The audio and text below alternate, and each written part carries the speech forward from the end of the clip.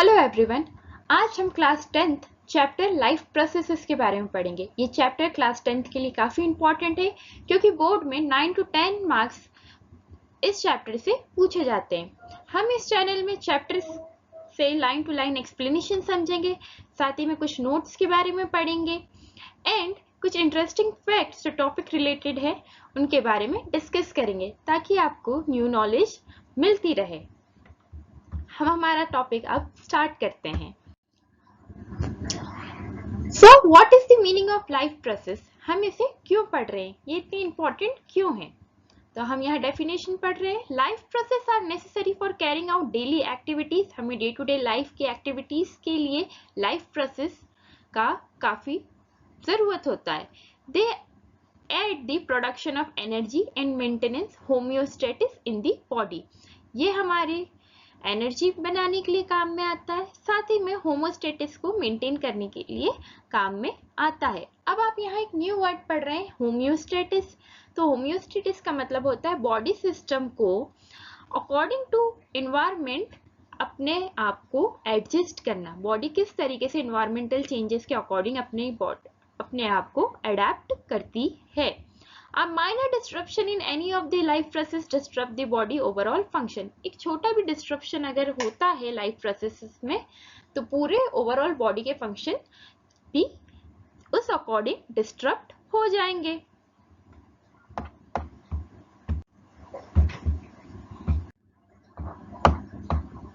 अब हम line to line NCERT की एक्सप्लेनेशन को समझते हैं। How do we tell the difference between what is alive and what is not alive? हम कैसे डिफरेंस कर सकते हैं कि कौन सी चीज जो है ऑर्गेनिज्म में वो अलाइव है या कौन से ऐसा ऑर्गेनिज्म में जो अलाइव नहीं है। अगर हम एक डॉग को भागते हुए देखेंगे, एक काऊ को कट चबाते हुए देखेंगे, जो घास खाती, जो भूसा खाती है गाय, अगर एक इंसान चिल्ला रहा है स्ट्रीट्स पर तो हम उसे एक लिविंग बीइंग को कंसिडर करेंगे। What if the dog or the cow or the man were asleep? अब कंडीशन आती है, अगर ये डॉग, काउ और मैन सोए हों तो क्या हम स्टिल उनको अलाइव कंसिडर करेंगे? हमें कैसे पता कि वो अलाइव है या नहीं? तो हम उसे देखते हैं ब्रीथ करते हुए, तो हम उसे कंसिडर करेंगे कि हाँ वो इंसान या वह पशु या प्लांट जिंदा है। What about plants? अब यहीं पर ही क्वेश्चन बनता है कि आपके प्लांट्स के बारे में किस तरीके से समझेंगे, वो तो मूवमेंट भी नहीं करते, क्या वो अलाइव है? तो हाँ, हम देखते हैं कि इसमें ग्रीन पार्ट है, हमने पढ़ा है लोअर क्लासेस में कि वो फोटोसिंथेसिस करता है, तो वो अलाइव है। Some of us will say, but what about the plants? They have leaf of color other than green.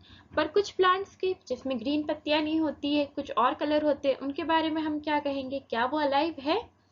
They grow over time, so we know they are alive. तो हम किस तरीके से बता सकते हैं कोई प्लांट है जिसमें कलर ग्रीन नहीं है बल्कि कुछ और कलर है। एग्जाम्पल पर्पल कलर है, कोलियस के प्लांट्स होते हैं, उनमें ग्रीन के अलावा भी और बहुत से डिफरेंट कलर होते हैं। तो हम किस तरीके से बता सकते हैं वो अलाइव है, क्योंकि उनमें ग्रोथ तो हो रही है, न्यू लीव्स प्रोड्यूस हो रही है। In other words, we tend to think of some sort of movement, either growth related or not, common evidence for being alive. तो हमें कुछ ना कुछ मूवमेंट से रिलेटेड ग्रोथ मिलती है या कई बार ग्रोथ ना भी मिलती है, तो इस एविडेंस को हम समझते हैं कि अलाइव है। एग्जाम्पल, ग्रोथ रिलेटेड मूवमेंट नहीं मिलते तो हम देख सकते हैं कि कोई इंसान अगर सोया है, कोई पशु अगर सोया है तो हम समझ सकते हैं कि वो ब्रीथ कर रहा है, मतलब वो अलाइव है। But a plant that is not visibly growing is still alive. जो प्लांट जो विजिबली ग्रो नहीं कर रहा है स्टिल वो अलाइव है। Like Some animals can breathe without visible movement. कुछ ऐसे एनिमल्स होते हैं जो विजिबली मूवमेंट तो नहीं करते हैं, हमें मूवमेंट तो करते नहीं दिखते, पर स्टिल वो ब्रीदिंग करते हैं। So using visible movement as the defining characteristic of life is not enough.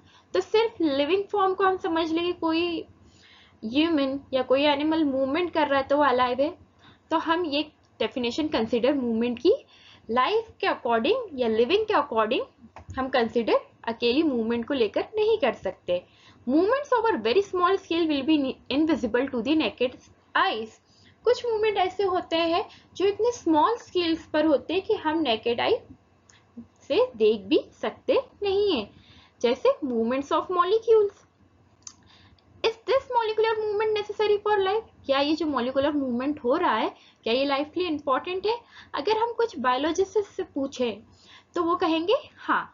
Viruses do not show any molecular movement in them until they infect some cell। अब यहाँ पर एक बात आ रही है वायरसेस के बारे में। वायरसेस बेसिकली क्या है? माइक्रो ऑर्गेनिजम्स है। तो वायरसेस के पास ये क्वालिटी है कि जब तक वो बॉडी से बाहर रहेंगे तब तक वो अलाइव नहीं रहेंगे, लिविंग नहीं रहेंगे। जैसे ही वो बॉडी में आकर इन्फेक्शन स्टार्ट करते हैं उस बॉडी को बोला जाता है होस्ट बॉडी। अब ये होस्ट बॉडी प्लांट्स की भी हो सकती है, एनिमल्स की भी हो सकती है, ह्यूमन बींग्स की भी हो सकती है। कोई भी लिविंग बॉडी होस्ट बॉडी हो सकती है वायरसेस के साथ। तो जैसे ही वो उस बॉडी में होस्ट बॉडी में एंटर करते हैं वो लिविंग हो जाते हैं। स्टिल ये कंट्रोवर्सी रहती है हमेशा, that are partially why there is controversy about whether they are truly alive और नॉट, कि वो ट्रूली अलाइव है या नहीं है। Why are molecular movement needed for life? तो हमारी लाइफ के लिए मॉलिकुलर मूवमेंट क्यों इतने इंपॉर्टेंट है, इनकी जरूरत क्यों है? We have seen in earlier classes the living organism are well organized structure। जितने भी लिविंग ऑर्गेनिज्म होते हैं उनका जो सिस्टम है वो कैसा वेल ऑर्गेनाइज्ड है। क्यों? क्योंकि इसमें अलग अलग वेल ऑर्गेनाइज्ड स्ट्रक्चर है। जैसे कि हमारे पास टिश्यूज है, टिश्यूज में सेल है और सेल्स में जो है कुछ स्मॉलर कंपोनेंट्स है। तो इन स्मॉलर कंपोनेंट्स को हम बेसिकली बोलते हैं ऑर्गेनील्स, जो कि nucleus, mitochondria, endoplasmic reticulum, Golgi apparatus, lysosome, ribosomes, इन सबको बोला गया है। ये आप लोअर क्लासेस में पढ़ चुके होंगे, हम फिर भी इसको एक बार रिवाइज कर लेंगे आगे की क्लासेस में। Because the effect of the environment, this organized order nature of living structure is very likely to keep breaking down over a time। Environment के according ये हमेशा बदलते रहते। If order break down, the organism will no longer be alive। अब यहाँ पर आगे लिखा है कि अगर ये ऑर्डर जो है पर्टिकुलर ब्रेक डाउन हो जाता है तो ऑर्गेनिज्म अलाइव नहीं रहेगा। So living creature must repairing and maintaining their structure. तो लिविंग ऑर्गेनिज्म क्या करता है? लिविंग क्रिएचर क्या करता है? कंटिन्यूस को रिपेयर करता है और मेंटेन उस स्ट्रक्चर को रखता है। All these structure are made up of molecule. तो ये सारे स्ट्रक्चर बेसिकली क्या है?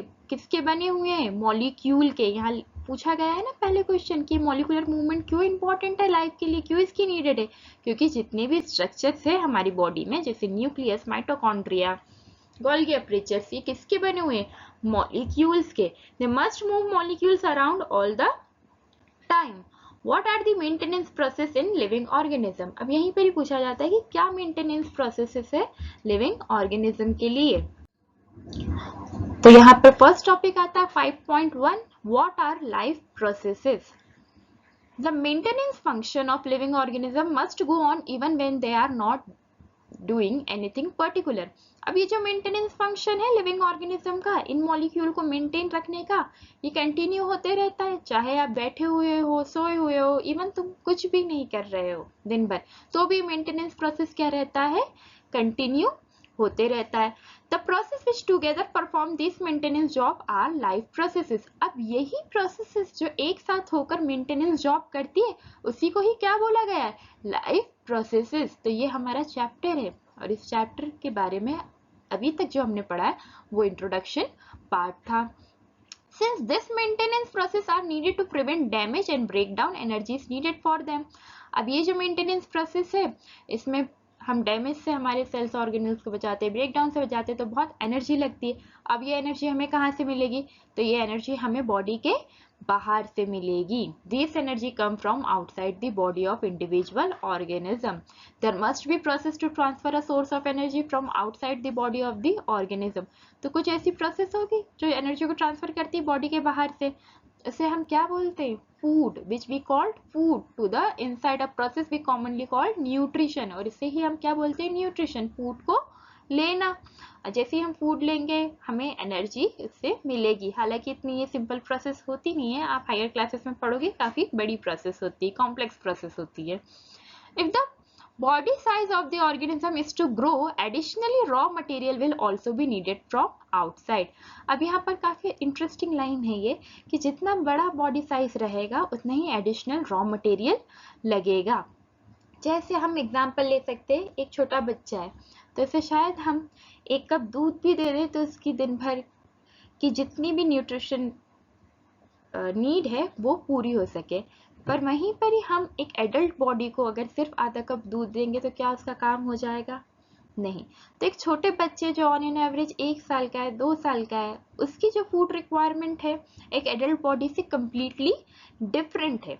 एक एडल्ट बॉडी को पूरा प्रॉपर डाइट चाहिए रहता है, उसकी रिक्वायरमेंट कम्प्लीटली डिफरेंट है। Since life on Earth depend on carbon-based molecule, most of these food sources are carbon-based. क्योंकि लाइफ जो अर्थ की मोस्टली डिपेंडेंट है कार्बन बेस्ड मॉलिक्यूल्स पर, तो हमारे फूड सोर्सेस भी मोस्टली कैसे होते हैं? कार्बन बेस्ड होते हैं। Depending on the complexity of these carbon sources, different organism can then use different kind of nutritional process.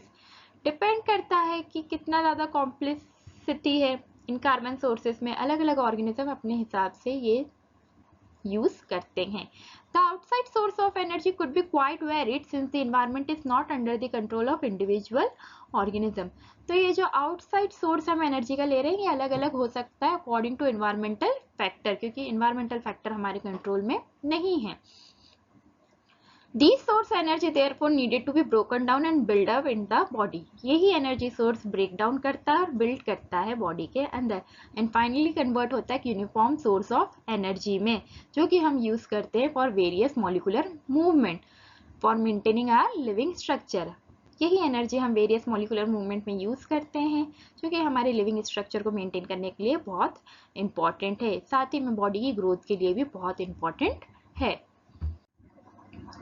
अब यहाँ पर हम डेफिनेशन देखते हैं न्यूट्रिशन।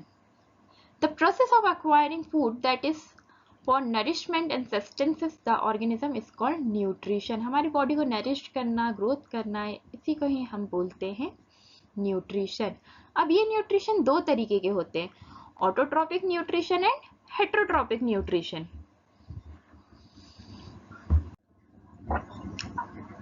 अब हम आगे की टॉपिक नेक्स्ट लेक्चर में पढ़ेंगे कि ऑटोट्रॉपिक न्यूट्रिशन क्या होता है और हेटेरोट्रॉपिक क्या होता है।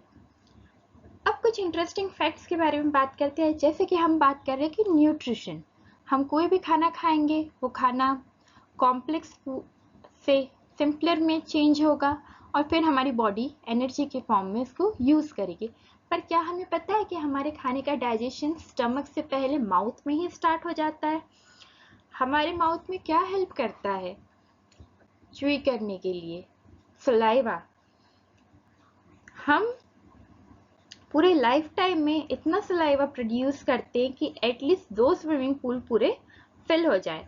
सलाइवा बहुत क्रूशियल है डाइजेशन के लिए, हमारे फूड को ल्यूब्रिकेट करने के लिए। इवन हमारे टीथ भी जो है इस सलाइवा के कारण प्रोटेक्ट रहते हैं। सेकेंडली, माउथ से ओसोफेगस में जाएगा, ओसोफेगस से स्टमक में जाएगा। हमारे स्टमक में होता है एसिड, जो कि इतना स्ट्रॉन्ग होता है कि इवन ये मेटल को भी डिसॉल्व कर ले। हमारा स्टमक इससे प्रोटेक्ट रहता है क्योंकि इसमें एक थिक लाइनिंग है म्यूकस की। वहीं पर ही स्टमक के बाद हमारा जो फूड है वो कहा जाता है स्मॉल इंटेस्टाइन में। इससे रिलेटेड कुछ इंटरेस्टिंग फैक्ट्स पढ़ लेते हैं। जो स्मॉल इंटेस्टाइन है ये सिर्फ नाम की ही स्मॉल इंटेस्टाइन है, क्या आपको पता है? क्योंकि स्मॉल इंटेस्टाइन लॉन्गर होती है किसके कंपैरिजन में? लार्ज इंटेस्टाइन के लिए। Despite their name of small intestine, कितना लंबा होता है स्मॉल इंटेस्टाइन? 22 feet long. वहीं पर ही लार्ज इंटेस्टाइन सिर्फ 5 फीट लॉन्ग रहता है। तो ये थे आज के इंटरेस्टिंग फैक्ट। आई होप आपको जानकर ये अच्छा लगा होगा। Thank you. We will meet in the next session. If you like the video, do like and subscribe my channel. Thank you.